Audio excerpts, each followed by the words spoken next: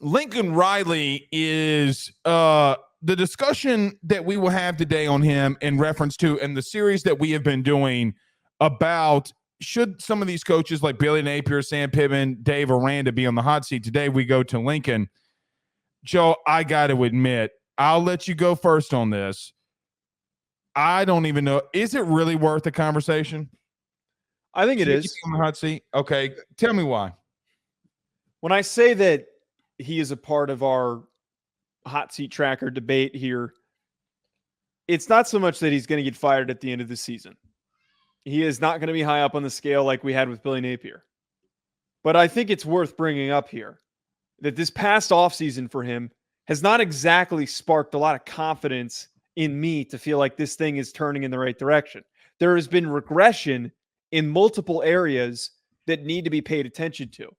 And while I don't think that this upcoming season is going to be the fireable one, if they go a comparable record as last year, which was 8-5, we need to have the convo at the end of the season. He is stepping into a battle in the Big Ten, facing off with teams that play a style of football that he's not used to. And the only comparable one that we can think of that is close to the Big Ten is Utah.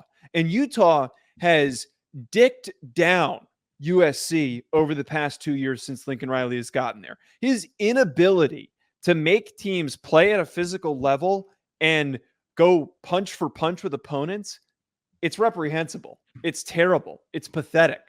And I have seen them go from a team playing in their conference championship to 8-5, where they were 8th in recruiting in 2023 to now 17th in 2024.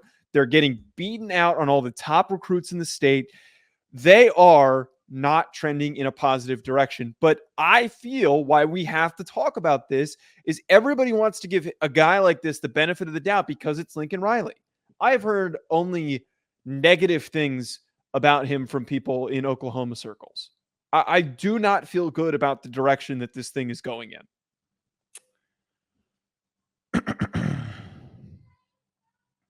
I get what you're saying. They lost to Utah by 2. A injury decimated Utah with a pig farmer playing quarterback and a safety playing running back. What do you think is going to? That's all the Big Ten teams. That's literally Iowa's better than that.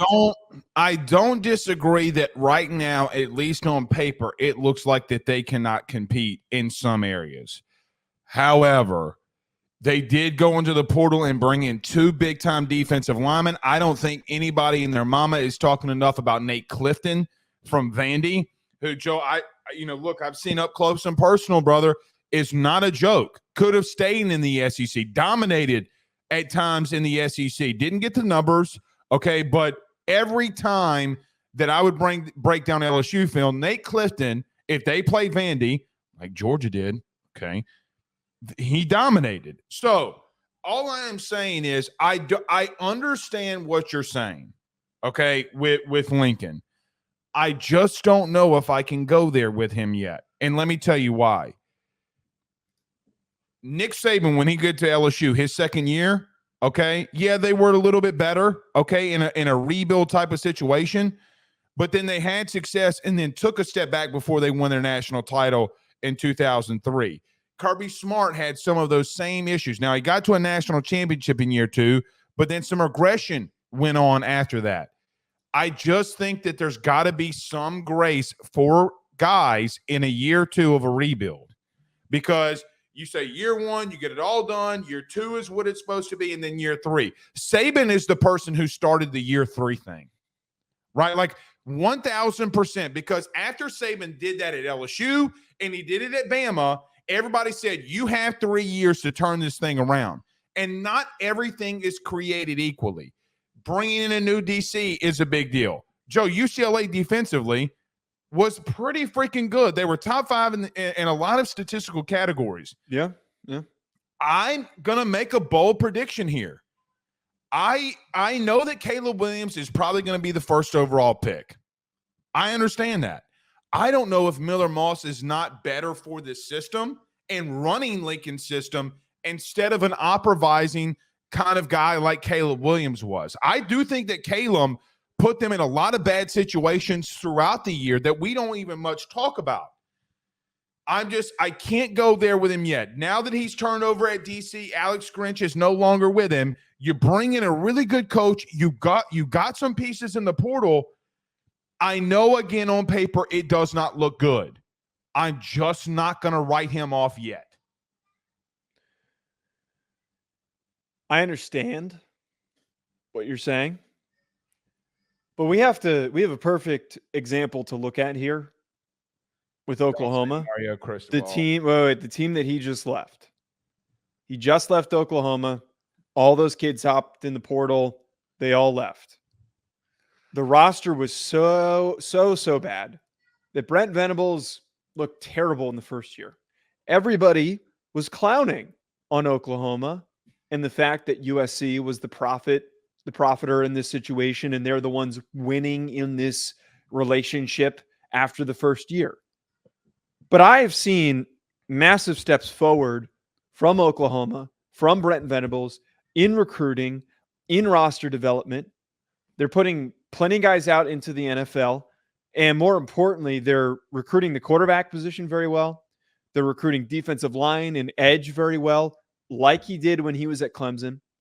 Oklahoma, in the same amount of span, I feel good about, is trending in the right direction. It is progressing and taking steps forward. Can you really do that, though? Because he had a really bad year one. He went 6-7. He had a losing year. Yes. But the situation that he took over was equally as bad as the one that Lincoln took over at USC. Regardless if you flip-flop years, it doesn't matter. You got one dude who could be a couple of wins away from getting to another playoff in year one. If it wasn't for Utah, they were getting into a playoff, right? They were. But what okay, my whole point in that, though, is, Joe, you can't necessarily always do that, because you've seen dude, I'm telling you, live by the portal, die by the portal. Joe, they died by the portal this year. And they're still not recruiting, though. I don't look. No, come on, man. We talked about this. Their recruiting class is for what they could be. I am not talking about their high school recruiting. You live by the portal, you die by the portal, though. Joe, you're talking about the Rakes kid that transferred in from A&M. He was a part of that defensive line that even at time, Joe, he was rotating in for Walter Nolan. Like, sometimes they were taking Walter Nolan out for this kid. I just you don't think that they're not going to be better defensively? Joe, if they're better defensively, I think that they're going to be slightly better defensively. I think that there's so many holes in it. It's the same. It's like with LSU. Yeah, LSU is going to be better, but is there going to be like an immediate flip to them being a top 20 defense? Does they need 2 more wins? Do they get a stop against a team like Utah that they lost last year? They need to be completely different against, I know my internet for some reasons being difficult. They need to be able to play that way, though, on a week-to-week basis. They need to play at an elite defensive level every single week. They have to be more physical. And I have no confidence with the guys that they brought in that they're suddenly going to be more physical and that they're going to play better. My whole point here is that there's plenty of coaches that we can point to that in their second year was showing signs of progress. I don't have that from Lincoln Riley. And I think the biggest issue here, sure, we can put some of the blame on Lincoln Riley, but at the end of the day, we watch plenty of this offense. You talk to enough people that are evaluating film right now, that are watching this USC film that don't even follow college, and all of them are saying the game plan, the decision-making offensively was fucking aimless. It was completely aimless. That's supposed to be his bread and butter. That is supposed to be what buoys this damn team. Joe, I vehemently disagree with that statement about their offense wasn't dog shit last year compared to what it should be. It wasn't dog shit. Can I tell you something? Can I tell you what my God's honest opinion? I don't think Caleb knew how to run it. I think I disagree with that, because he ran the damn offense the year before and he won the Heisman. I think the in-game decision making was worse. Missing wide open guys either. There's a lot of film on Caleb out there too that he was not. He wanted to improvise and do the shit that he wanted to do. Remember against Notre Dame, Joe? Remember against Notre Dame? I remember the way that he played, but I don't think that the play call did him any favors. Pause. You're a Notre Dame guy, right? Yeah, I'm obviously wearing a Notre Dame shirt. Should not have done that, but was he not very erratic? He was extremely erratic. All right, but okay. We're defending Lincoln Riley with my life. I don't know. I'm stunned by the fact that you're defending him. I thought that you and I were going to be teaming up on him. No, but when you have a talent, this ain't the Dudley boys. Wait. We talked about on Monday with Billy Napier and the importance of and the disturbing nature of the fact that they had Anthony Richardson in his first year, and he's supposed to be an offensive guy, and he couldn't get Anthony Richardson to play at a higher level and for them to be better offensively. Billy Napier had this many Heisman Trophy winners, Joe. I can give Lincoln some by the way, the kid was a Heisman Trophy winner the year before. But this is my point. The kid is extremely gifted. His offensive weapons, if anything, improved with Zachariah Branch coming in. And nobody wants to admit that he's a problem. The play calling was terrible. The play calling is what set him up to play bad. I see a kid who is visibly frustrated on film. Yeah, because he's making his own mistakes and making it look like it's somebody else's. I completely disagree with that. Y'all too high on him now. I think I'm perfectly reasonable on where I see Caleb Williams projecting. I understand the concerns. Lincoln gets a longer leash because of the simple nature that he has. Well, Baker Mayfield Heisman Trophy winner, Kyler Murray Heisman Trophy winner, Jalen Hurts. This is my whole point. It's bullshit. Jalen Hurts was at the podium, and Caleb Williams. So wait, the last 4 quarterbacks that he's had has won a Heisman or been a finalist. So yeah, I give him a longer leash than Billy Napier, who, by the way, Joe, has had 2 losing seasons. I'm not saying fire him after year 3, and I opened by saying that. I don't think that he is going to be fired after year 3. But if this, so what number would you put it? I would give it a 4.5. And I think that is a reasonable number. I think it is a completely reasonable number because a 4.5 to me says there's really not a concern. But if you do not show signs of progress, here's the biggest important thing here. While you wear your Notre Dame shirt. I know I made a terrible choice putting this damn shirt on because the comments are going to kill me. They're going to kill me. Oh, they always do this. Wow, this Notre Dame fan is just talking shit. Look, for them in 2024, it is nut cutting time. The rubber meets the road. You have to be in the Big Ten championship game. There is no ifs, ands, or buts about this. There is no, oh, you were close. That's okay. They have to get to the Big Ten championship game. That was what he was hired for. He was not hired for. I don't agree with that. He was not hired for 9-3. That does not, for him to leave Oklahoma when he was going to playoffs, when he was getting all these Heisman Trophy winners, winning the conference consistently every single year. That is not why you hire a guy like that for the massive contract he was given. No, Joe, we're talking about firing. Like you're saying he's got to get there. Jim, what was Texas A&M's record last year? He just got fired. He could also win 10 games in the regular season, not go to the conference championship and make a playoff and make a run. You're not in the Big Ten.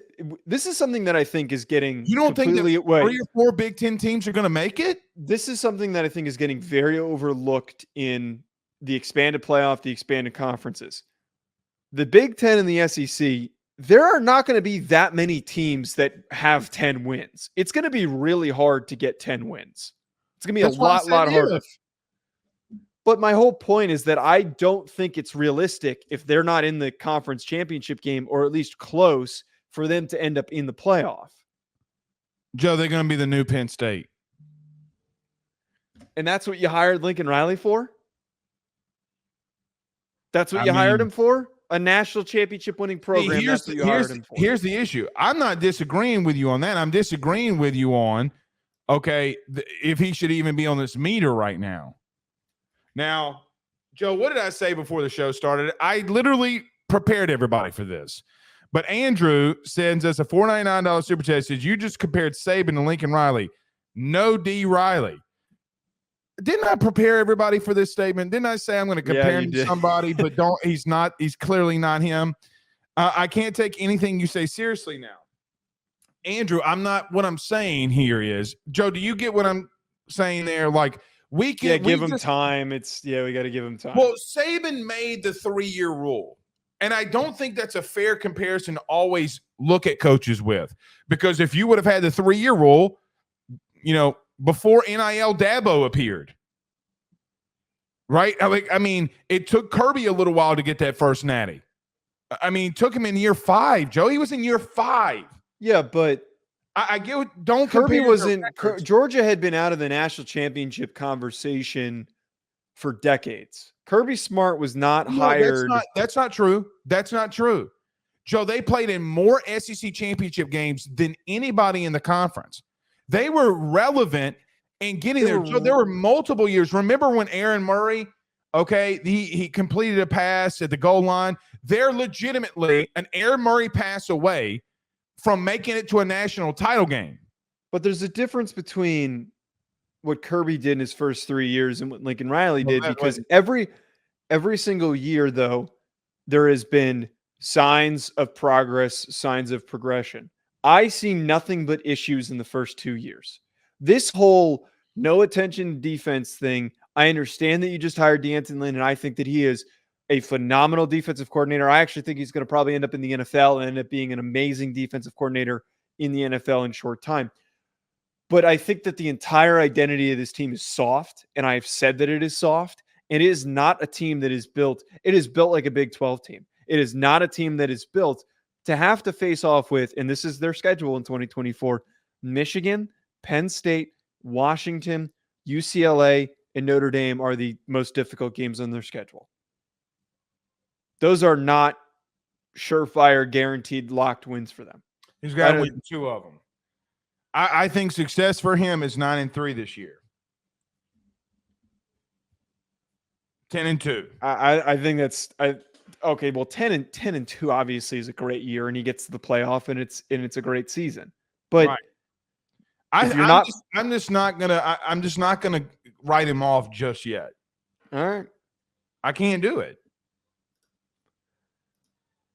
You know what I hate more than anything? What? And Billy Napier's situation at Florida is much more grim. Sam Pittman's is much more grim. Okay. We're putting him here because number one, he's Lincoln Riley. All right. And he's had the success. He's been in the playoff. Joe, what you going to do with Dabo? We need to put Dabo on that meter. We're doing a Dabo segment. You think, how far do you think I'm going to go with this, man? Dude, we got a whole offseason. I'm stirring shit. That's the whole point of the show. We stir shit. I'm gonna ask the questions. BetOnline remains your top spot for all of your live betting action and contests. NFL, college football, UFC, NHL are all in full swing. BetOnline is your number one source for wagering news, odds, trends, and predictions with both desktop and mobile access at any time.